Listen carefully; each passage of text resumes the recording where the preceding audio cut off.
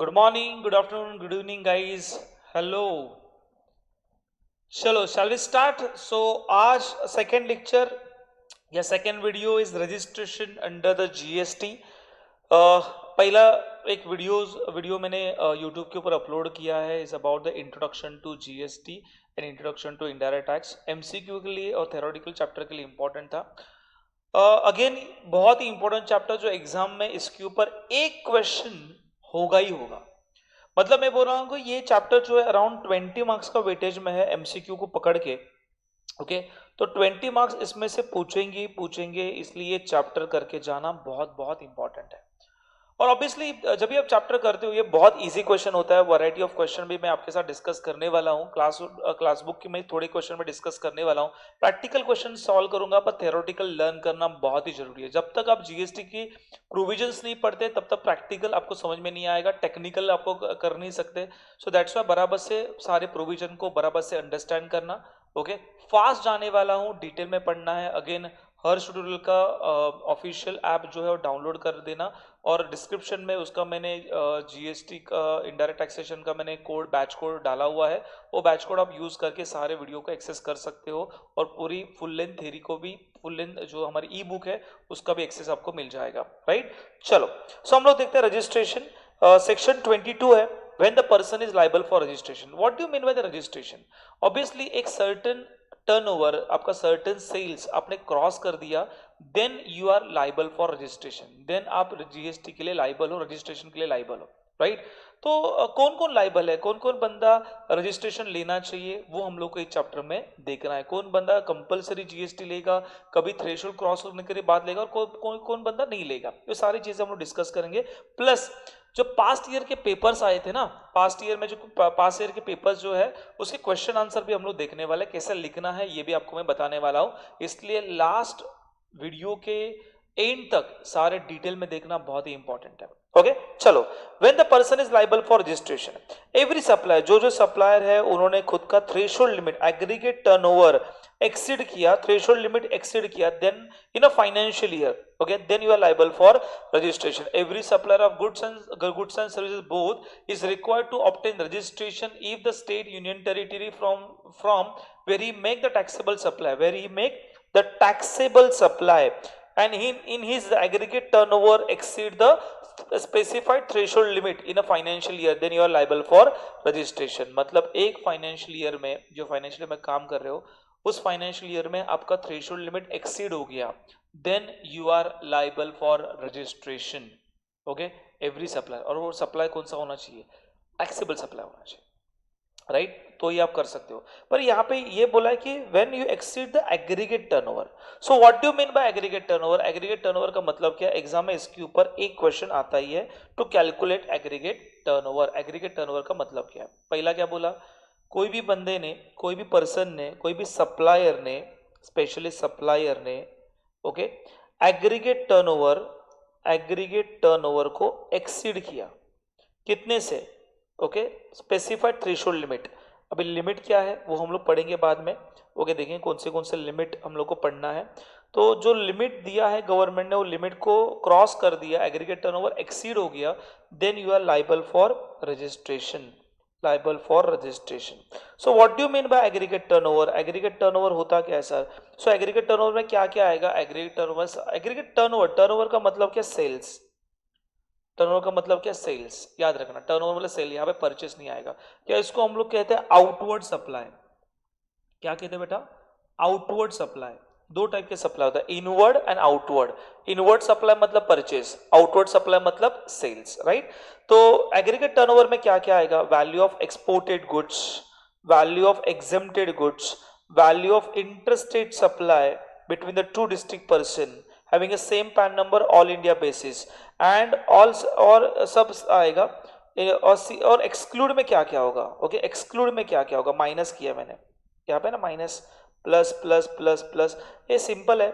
Aggregate turnover में देखा जाए तो सारी चीजें आने वाली है, वो फिर इंट्रास्टेट सप्लाई हो, इंटरस्टेट सप्लाई हो, या इंटरस्टेट सप्लाई हो, इंट्रास्टेट सप्लाई हो, एग्जिम्ड सप्लाई हो, एक्सपोर्ट सप्लाई हो, जीरो रेटेड सप्लाई, कुछ भी हो बेटा।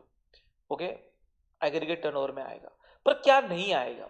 एक्सक्लूड में क्या क्या आएगा, तो उन्होंने कहा है कि CGST, HGST, IGST सेज ये नहीं आएगा, is exclude in definition of the aggregate turnover, मतलब वहां पे GST नहीं आने वाला है। And value of inward supply under reverse charge. So what do you mean by reverse charge, you know very well. दो टाइप के चार्ज होते हैं, फॉरवर्ड चार्ज और reverse charge. Forward charge, reverse charge थोड़ा बताओ सर। देखो जिन्होंने GST पहले पढ़ा नहीं तो उनके लिए थोड़ा मैं एक्सप्लेनेशन दे रहा हूं। ओके, दो टाइप के चार्ज होते हैं, forward and reverse. Forward charge में क्या होता है, समझो फॉर एग्जांपल सप्लायर है और यहाँ पर रेसिपिएंट है। ओके, आइडियली होता क्या, सप्लायर माल सप्लाई करता है और ओके फिर सप्लायर बिल रेस करता है विद GST, फिर ये रेसिपिएंट ये सप्लायर को पेमेंट करता है with GST and then supplier government को GST जमा करता है। अरे क्लियर, तो जमा कौन करता है GST, सप्लायर जमा करता है गवर्नमेंट को, पे कौन करता है, रेसिपिएंट पे करता है। रेसिपिएंट सप्लायर के हाथ में GST देता है, GST की अमाउंट देता है और ये GST की अमाउंट सप्लायर गवर्नमेंट को डिपॉजिट करता है, इसको बोलते हैं फॉरवर्ड चार्ज। रिवर्स चार्ज में होता क्या है, रिवर्स चार्ज में जो सप्लायर, ये ऑब्वियसली ये GST पे करने के लिए सप्लायर के पास क्या चाहिए, GST का नंबर होना चाहिए ऑब्वियसली ना, GST का नंबर रहेगा तो GST ये गवर्नमेंट को डिपॉजिट कर सकता है। अरे क्लियर, अभी इस केस में जो सप्लायर है उसके पास GST का नंबर ही नहीं है सर, GST का नंबर ही नहीं है, और यहाँ पे हमारा रेसिपिएंट है और रेसिपिएंट के पास GST का नंबर है और ये सप्लायर रिवर्स चार्ज में आता है। तो उस केस में सप्लायर रेसिपिएंट को माल सप्लाई करेगा, पर रेसिपिएंट क्या करेगा, फॉर एग्जांपल 100 रुपीज है, 18 रुपीज GST है, 118 रुपीज आ गया, तो रेसिपिएंट सप्लायर को कितना पे करेगा, ओनली 100 रुपीज, और खुद का टैक्स खुद गवर्नमेंट को पे करेगा, तो गवर्नमेंट को रेसिपिएंट जमा करेगा टैक्स 18 रुपीज। अरे क्लियर बेटा, देखो फॉरवर्ड चार्ज में जमा किसने किया टैक्स, तो फॉरवर्ड चार्ज में सप्लायर ने गवर्नमेंट को पास जमा किया टैक्स। रिवर्स चार्ज में कहाँ पे किसने डिपॉजिट किया टैक्स, तो रिवर्स चार्ज में रेसिपिएंट ने गवर्नमेंट को टैक्स जमा करेगा। ओके, तो यहाँ पे दो टाइप के टैक्स होते हैं, फॉरवर्ड और रिवर्स। फॉरवर्ड में सप्लायर GST गवर्नमेंट को पास ऑन करेगा, ओके, रिवर्स चार्ज में रेसिपिएंट टैक्स गवर्नमेंट को देगा। दो टैक्सेस होते हैं, फॉरवर्ड एंड रिवर्स, राइट। चलो, तो अगेन तो यहाँ पे एग्रीगेट टर्नओवर में क्या क्या आएगा सर, एग्रीगेट टर्नओवर में सारे सेल्स आएंगे, export sale, import export sale, then उसके बाद exim sale, intrastate sale, interstate sale, सब कवर हो गया। एक्सक्लूड में क्या क्या होगा, एक्सक्लूड में सारे GST एक्सक्लूड होगा, CGST, HGST, UTGST, IGST says, GST composition says, वो एक्सक्लूड हो जाएगा। And value of inward supply under reverse charge, value of inward supply, जो भी आपने इनवर्ट सप्लाई किया है वो एक्सक्लूड होगा। ये चीज याद रखना ही रखना है, ये चीज याद रखना ही रखना है सर, एग्जाम में आता ही आता है। वैल्यू ऑफ इनवर्ट सप्लाई एक आइटम रहेगा ही रहेगा एक्सक्लूड में, तो क्या क्या एक्सक्लूड याद रखो, बाकी सब इंक्लूड है। ओके, बाकी सेल्स को याद रखना है, एक्सक्लूड याद रखना, CGST, HGST, IGST, UGST मतलब GST is excluded in a definition of the aggregate turnover, aggregate turnover में पकड़ने का नहीं। दूसरा, value of inward supply under reverse charge, जो रिवर्स चार्ज है वो inward supply of reverse charge है, तो वो आपके एग्रीगेट टर्नओवर में नहीं आएगा, बाकी सारे एग्रीगेट टर्नओवर के डेफिनेशन में आ जाएंगे। फिर थ्रेशोल्ड लिमिट को याद रखना चाहिए, ये बहुत इंपॉर्टेंट है, इसके ऊपर एग्जाम में सवाल भी आता है। तो मैंने आपको शॉर्टकट भी बताया था, तो इसका शॉर्टकट क्या है, MMNT, याद है ना, मणिपुर, मिजोरम, नागालैंड, त्रिपुरा। क्या बेटा, मणिपुर, मिजोरम, नागालैंड, त्रिपुरा, ये जो स्टेट है उसको हम लोग कहते हैं स्पेशल कैटेगरी ऑफ स्टेट। क्या कहते हैं बेटा, स्पेशल कैटेगरी ऑफ स्टेट। कौन से मणिपुर, मिजोरम, नागालैंड, त्रिपुरा, MMNT, राइट। और इसके लिए थ्रेशोल्ड लिमिट क्या है, 10 लाख। मतलब आपका बिजनेस मणिपुर, मिजोरम, नागालैंड, त्रिपुरा में है और आपका एग्रीगेट टर्नओवर 10 लाख के ऊपर जा रहा है, then you are liable for registration.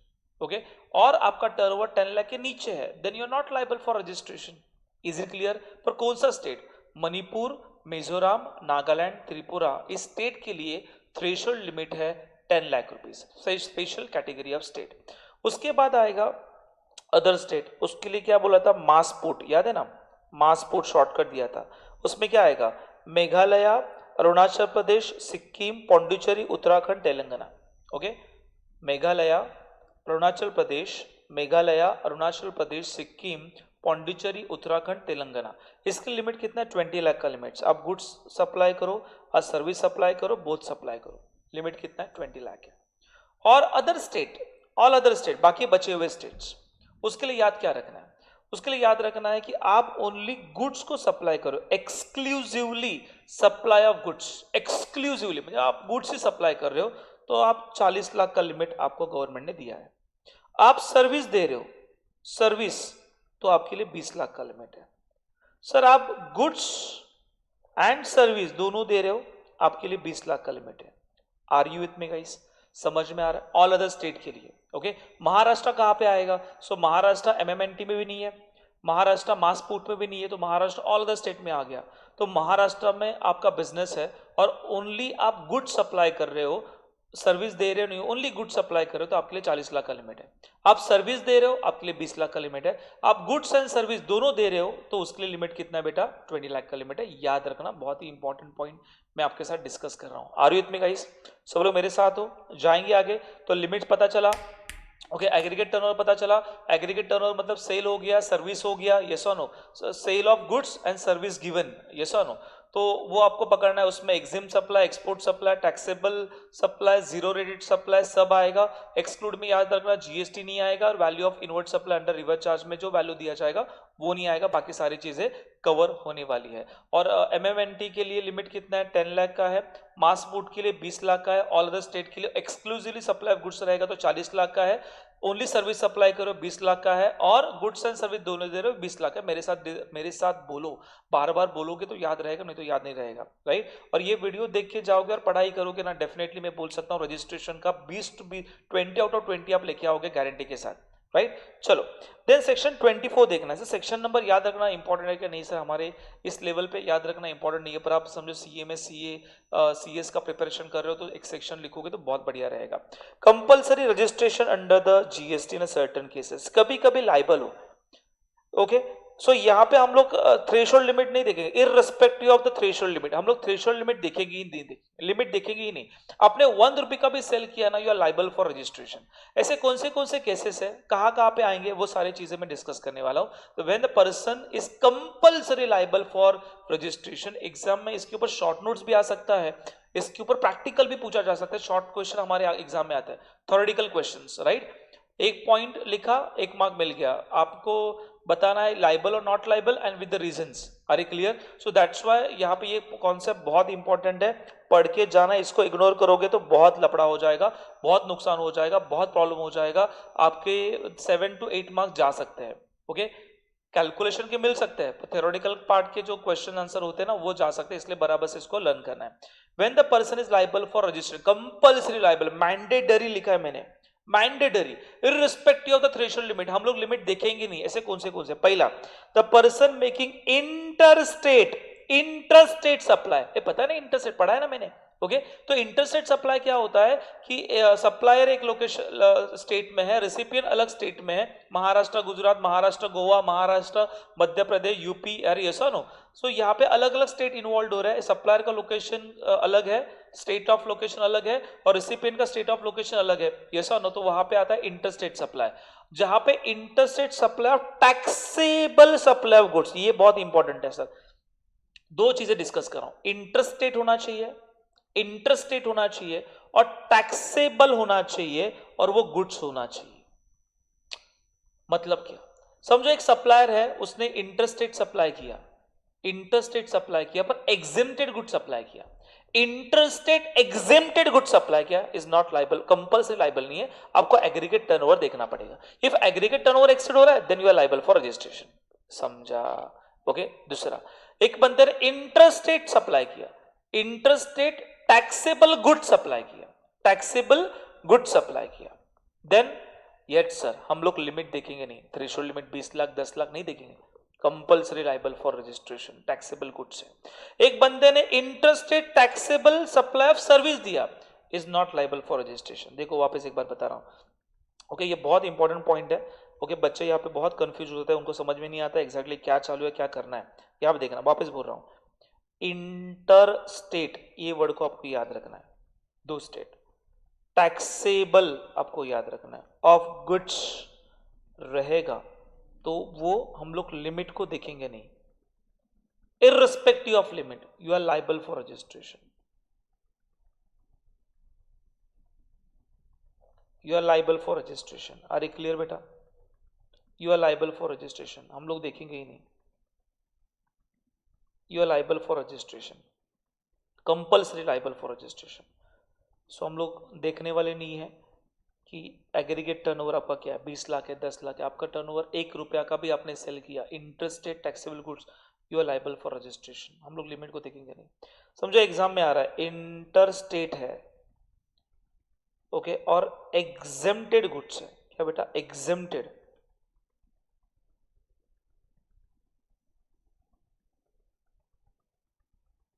Exempted goods है, सो लिमिट को देखेंगे, you are not liable for registration, compulsory नहीं है सर, राइट। पर एग्रीगेट टर्नओवर 20 लाख के ऊपर गया, एग्रीगेट टर्नओवर 40 लाख के ऊपर गया, एग्रीगेट टर्नओवर 10 लाख के ऊपर गया, रिस्पेक्टिव थ्रेशोल्ड लिमिट है, then you are liable for registration. Then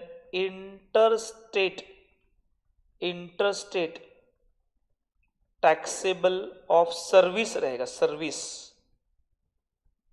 yes, you have to check the limit, you are not compulsory liable for registration.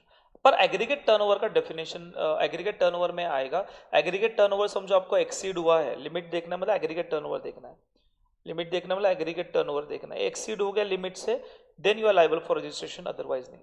सो यहाँ पे इंटर के बदले में इंट्रा आया, intrastate taxable goods, intrastate taxable goods नहीं sir, you are not compulsory liable for registration, but limit को check करना पड़ेगा, इफ लिमिट एक्सीड हो गया then you are liable for registration, limit exceed नहीं हो रहा है, you are not liable for registration. Are you clear बेटा? याद रखना है, interstate taxable goods is compulsory liable for registration irrespective of the aggregate turnover. आपका लिमिट कितना है हम लोग देखेंगे नहीं, you are liable for registration. समझा बेटा? पहला पॉइंट बहुत डिटेल में समझा है मैंने। दूसरा, कैजुअल टैक्सेबल पर्सन, जो बंदे कैजुअल टैक्सेबल पर्सन होते हैं, सीजनल बिजनेस करते हैं और वो टैक्सेबल सप्लाई करे, मतलब जिस ऐसे गुड्स को सप्लाई करे जिसके ऊपर जीएसटी आ सकता है, तो casual taxable person irrespective of the threshold limit, ये लाइबल फॉर रजिस्ट्रेशन। एग्जाम में आया था सर, ये भी आया था sir. Non resident taxable person, NRI है, ओके, सप्लायर ये नॉन रेसिडेंट पर्सन है, yes, he is a compulsory liable for registration irrespective of the threshold limit, okay, irrespective of threshold limit, okay. Person अभी तक ये पूछा नहीं, पर ये 3 पॉइंट ना एग्जाम में आके गए हैं, येऊन गेलेत ऑलरेडी, याद रखना। Interstate taxable goods, casual taxable person, non resident person, and तीसरा, the person who make taxable supply goods and services both on the behalf of the other taxable person as a agent or otherwise। मतलब आप agent हो और principal कोई अलग बंदा है, तो प्रिंसिपल के बिहाफ ऑफ आप खुद सप्लाई कर रहे हो, प्रिंसिपल के बिहाफ ऑफ आप सप्लाई कर रहे हो, प्रिंसिपल के पास जीएसटी नंबर है और आप एजेंट हो, तो आपको भी कंपलसरी जीएसटी नंबर लेना पड़ेगा irrespective of the threshold limit. Are you clear? समझ में आया बेटा? हेलो, यस और नो? जाएंगे आगे, ओके। मतलब प्रिंसिपल जो है जिसका माल सप्लाई करने वाले, उसके बाद जीएसटी नंबर है, आप एजेंट हो, आपका एग्रीगेट टर्नओवर 20 लाख के ऊपर गया नहीं, तो आप बोलोगे सर मेरे पास aggregate turnover is not exceed the 20 lakh, but आपका जो प्रिंसिपल है जिसके लिए आप काम कर रहे हो उसका लिमिट 20 लाख के ऊपर गया, उसके बाद जीएसटी नंबर है, तो एजेंट के पास भी जीएसटी नंबर होना बहुत ही जरूरी है। क्लियर? चलो, the person not liable for registration, not liable for registration, okay. तो कौन कौन बंदे लाइबल नहीं है? दूसरा, the person engage in exclusively, exclusively शब्द बहुत इंपॉर्टेंट है, person exclusively supply of goods and services both not in liable to tax. मतलब ऐसा बंदा है जो ओनली एग्जिम्ड गुड्स को ही सप्लाई करता है, ऐसा बंदा है जो एग्जिम्ड गुड्स ही सर्विस देता है, तो इस बंदे के पास जीएसटी नंबर नहीं रहेगा तो भी चलने वाला है। अरे clear? Only they are supplying exempted goods, exempted goods, okay, then इस बंदे के पास जीएसटी नंबर नहीं रहेगा तो भी चलने वाला है। पर क्या? एक्सक्लूसिवली। सर ये बंदा ओनली एग्जिम्ड गुड्स, अगेन ये बंदा एग्जिम्ड गुड्स सप्लाई कर रहा है, एग्जिम्ड गुड्स सप्लाई कर रहा है, ओके, ओनली, तो यस, भले इसका टर्नओवर जो भी एग्रीगेट टर्नओवर है, जो भी एग्रीगेट टर्नओवर है, ओके, ये एक्सीड हो गया, लिमिट से एक्सीड हो गया, तो भी ये बंदा लाइबल नहीं है, नॉट लाइबल फॉर रजिस्ट्रेशन। क्यों सर? बिकॉज ये ओनली एग्जिम्प्टेड गुड्स को सप्लाई कर रहा है। सर ये एग्जिम्प्टेड गुड्स भी सप्लाई कर रहा है और टैक्सेबल गुड्स भी सप्लाई कर रहा है, टैक्सेबल सप्लाई भी कर रहा है, तो क्या करेंगे? तो सर इसका समझो एग्रीगेट टर्नओवर ये लिमिट के ऊपर गया, देन लाइबल फॉर रजिस्ट्रेशन, पर इसका एग्रीगेट टर्नओवर लिमिट के नीचे है तो नॉट लाइबल फॉर, कंपल्सरी ये नहीं होगा। मतलब क्या कर रहा हूं समझ में आ रहा है? हम लोग देख रहे हैं कि person not liable for registration, इस केस में पहले बोला वो बंदा एग्जेम्प्टेड गुड्स और एग्जेम्प्टेड सर्विसेज सप्लाई कर रहा है और एग्रीगेट टर्नओवर 20 लाख के ऊपर गया तो भी ये लाइबल नहीं है, बिकॉज एग्जेम्प्टेड गुड्स है। जीएसटी लगाएगा बस जीरो लगाएगा, उससे अच्छा जीएसटी नंबर मत ले। पर जो बंदा एग्जेम्प्टेड गुड्स भी सप्लाई कर रहा है और टैक्सेबल मतलब एग्जेम्प्टेड टैक्सेबल दोनों भी सप्लाई कर रहा है, ओके, तो ऑब्वियसली एग्रीगेट टर्नओवर एक्सीड हुआ then liable for registration, aggregate turnover exceed नहीं हुआ not liable for registration. And agriculturist कौन सर? दूसरा पर्सन एंगेज, दोनों का मीनिंग सेम है। Person engage supply goods and service both are wholly exempted, यहाँ पे था नॉट लाइबल टू टैक्स मतलब नेगेटिव लिस्ट में है, और ये क्या है exempted tax exempted good supply कर, दोनों का कॉन्सेप्ट सेम है। एग्रीकल्चरिस्ट जो सब प्रोडक्ट कल्टीवेट करके सप्लाई करेगा उसके ऊपर जीएसटी नहीं आएगा। पर याद रखना ये बहुत ट्रिगर पॉइंट है और कुछ बुक्स में बहुत ही रॉन्ग इंटरप्रिटेशन दिया हुआ है, रॉन्ग सोल्यूशन भी दिया हुआ है, राइट। कोई भी एग्रीकल्चर है, एग्रीकल्चरिस्ट है, ओके, एग्रीकल्चरिस्ट है, ओके, और वो ओनली कोई एक एग्रीकल्चरिस्ट है, वो गुड सप्लाई कर रहा है, एग्रीकल्चर प्रोड्यूस सप्लाई कर रहा है, एग्रीकल्चर प्रोड्यूस सप्लाई कर रहा है और इसका एग्रीगेट टर्नओवर ये लिमिट के ऊपर गया, एग्रीगेट टर्नओवर लिमिट के ऊपर गया, पर ये कौन है बेटा? एग्रीकल्चरिस्ट है और ओनली एग्रीकल्चर प्रोडक्ट ही सप्लाई करता है, कल्टीवेट करता है, एग्रीकल्चर प्रोड्यूस ही सप्लाई करता है, तो obviously this person is not liable for registration. The person not liable for registration, ये बंदा लाइबल नहीं है एग्रीकल्चरिस्ट। पर ये सर एग्रीकल्चरिस्ट भी है और ये टैक्सेबल सप्लाई भी करता है, अदर गुड्स भी सप्लाई करता है, तो यस इसका एग्रीगेट टर्नओवर समझो एक्सीड हो गया, एग्रीगेट टर्नओवर ये समझो एक्सीड हो गया लिमिट से, then is liable for registration. याद रखना क्या बोला मैंने, कोई भी एग्रीकल्चरिस्ट है वो एक्सक्लूसिवली एग्रीकल्चर प्रोडक्ट को सप्लाई कर रहा है, then is not liable for registration. भले उसका टर्नओवर थ्रेशोल्ड लिमिट के ऊपर जा रहा है पर ये लाइबल नहीं है बिकॉज एग्रीकल्चरिस्ट है और ओनली एग्रीकल्चर प्रोड्यूस को सप्लाई कर रहा है। पर ये एग्रीकल्चरिस्ट है, ये एग्रीकल्चर प्रोडक्ट को भी सप्लाई करता है और अदर टैक्सेबल गुड्स को भी सप्लाई करता है, तो उस केस में आपको एग्रीगेट टर्नओवर देखना है। इफ एग्रीगेट टर्नओवर एक्सीड हो गया then is person liable for registration, भले वो एग्रीकल्चरिस्ट है, ओके। ये कंफ्यूजन मैंने क्लियर कर दिया। देखो सेक्शन 23 वापस बता रहा हूँ। पहला कौन से बंदे लाइबल नहीं है? जो बंदा एग्जेम्प्टेड गुड्स या ऐसा गुड्स जिसके ऊपर टैक्स नहीं आता, ऐसे एक्सक्लूसिवली वही गुड्स वो सप्लाई कर रहा है, तो उसके ऊपर वो बंदे के जीएसटी नंबर लेने की जरूरत नहीं है। एक बंदा है जो एग्रीकल्चरिस्ट है, ओके, ओनली एग्रीकल्चर गुड्स को कल्टीवेट करता है और एग्रीकल्चर गुड्स को ही सप्लाई करता है, ऐसे बंदे को भी जीएसटी नंबर कंपलसरी नहीं है, ओके। एक तो एग्जेम्प्टेड होली एग्जेम्प्टेड गुड्स और एग्रीकल्चरिस्ट, ओके। बट ये दोनों बंदे ये छोड़ के अदर भी टैक्सेबल गुड्स को सप्लाई कर रहे हैं, तो उनके लिए एग्रीगेट टर्नओवर आपको देखना है, then person is liable for registration, okay. देखेंगे जब प्रैक्टिकल पढ़ाऊंगा तो और डिटेल में और समझ में आ जाएगा।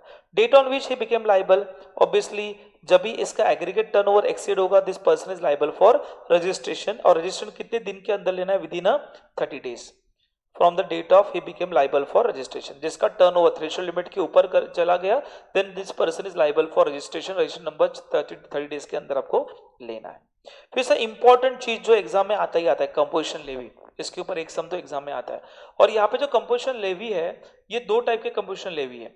It's a composition levy for goods and services, goods and services, okay. चलो देखते हैं, देन हम लोग प्रैक्टिकल पार्ट के ऊपर जाएंगे।